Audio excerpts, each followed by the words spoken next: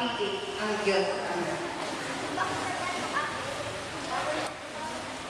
Habang siya'y nag-aapunan, tumingin si Jesus na tubad ng kanyang kasutan ng lahat.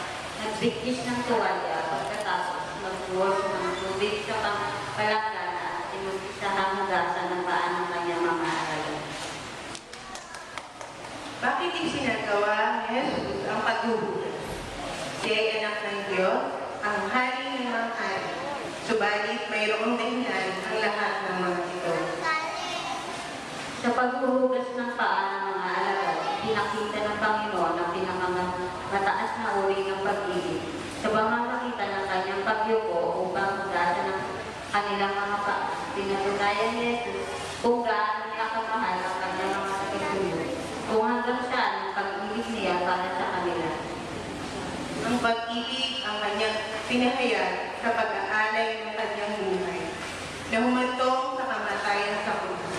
Bilang maamong kordero, ipinamalas ni Jesus ang pinakamatayang na kahulugan ng pag-ibig ng Diyos para sa sanlibutan, upang sila'y hindi na mapahamak at maging nalipin ng kasalanan, at upang sila'y magkaroon ng buhay na ganap at kasiyasin.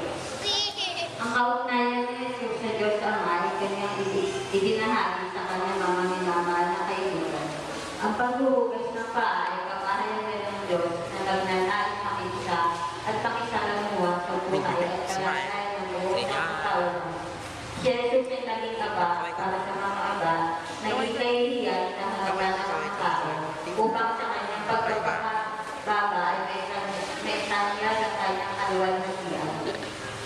Bagamat si Pedro ay tumutol sa ginawa ng kanyang Panginoon, ipinaliwanag ni Jesus na kailangan isagawa ang paghuhugas kahit hindi pa nila ito nauunawahan.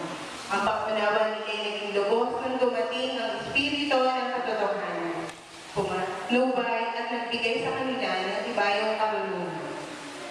Kapatid, inaanyayahan ang bawat isa na nagnanais magkaroon ng kaugnayan sa dakilang tagapagligtas at sumunod sa kanyang kapagpakumbagang pamamaraan ng pagpapahayag ng pag-ibig. Lumapit tayo at makiusap sa gawain at paghuhugas ng mga paa bilang kabahayagan ng ating pakikibahagi sa buhay ng ating kapwa. Makigalak sa oras ng paglalakad, ipadama